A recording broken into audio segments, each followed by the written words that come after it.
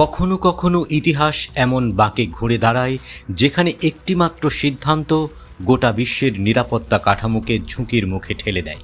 ঠিক যেমনটা এখন ঘটছে ইরান ও যুক্তরাষ্ট্রের মধ্যকার পারমাণবিক উত্তেজনায়। রোববার সকালে যুক্তরাষ্ট্র যখন ইরানের ফোর্দো, নাতানজ ও ইস্পাহানে পরমাণু স্থাপনায় বিমান হামলা চালায়, তখন অনেকেই ধারণা করেছিলেন এটাই হয়তো ইরানের পরমাণু কর্মসূচির শেষ পর্যায়। কিন্তু রাশিয়ার প্রাক্তন প্রেসিডেন্ট দিমিত্রি মেদভেদেভের এক ঘোষণায় উল্টো চিত্র সামনে এলো। মেদভেদেভ তার এক্স বার্তায় দাবি করেন, যুক্তরাষ্ট্রের এই হামলা বুমেরাং হয়ে ফিরে এসেছে। এখন আমরা খোলাখুলিভাবে বলতে পারি, ইরান শুধু ইউরেনিয়াম সমৃদ্ধকরণ অব্যাহত রাখবে না, বরং পরমাণু অস্ত্র তৈরির পথেও এগুচ্ছে।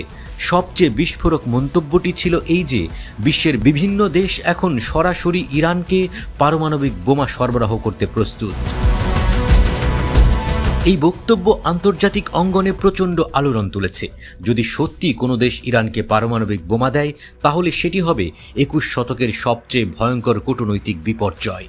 রুশ পররাষ্ট্র মন্ত্রণালয় এক বিবৃতিতে যুক্তরাষ্ট্রের হামলাকে আন্তর্জাতিক আইনে সরাসরি লঙ্ঘন বলে উল্লেখ করেছেন।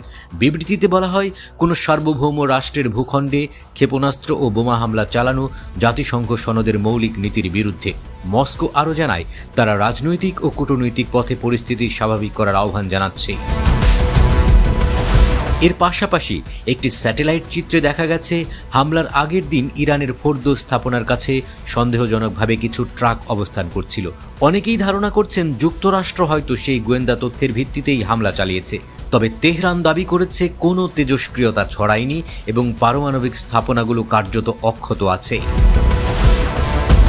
মেদভেদেভ তার পোস্টে বলেন, এই হামলা ইরানের রাজনৈতিক ব্যবস্থাকে দুর্বল করেনি, বরং আগের চেয়েও শক্তিশালী করেছে। এমনকি যারা আগে সরকারের সমালোচক ছিল, তারাও এখন নেতৃত্বের পাশে দাঁড়িয়েছে। এই মুহূর্তে সবচেয়ে বড় প্রশ্ন, ইরান কি সত্যিই পারমাণবিক বোমা তৈরি করবে, অথবা আর কোনো দেশ কি সত্যিই ইরানকে পরমাণু অস্ত্র দেবে? বিশ্লেষকদের মতে এই পরিস্থিতি এখন আর কেবল যুক্তরাষ্ট্র ইরান দ্বন্দ্বে সীমাবদ্ধ নেই। এটি রাশিয়া, চীন, এমনকি উত্তর কোরিয়া সহ আরও কয়েকটি শক্তিধর রাষ্ট্রকে এক অদৃশ্য মেরুকরণের দিকে ঠেলে দিচ্ছে। এখন শুধু সময়ই বলে দেবে এই মেরুকরণ পারমাণবিক আগুনে পরিণত হবে নাকি কূটনৈতিক সংযমে তা নিয়ন্ত্রিত থাকবে।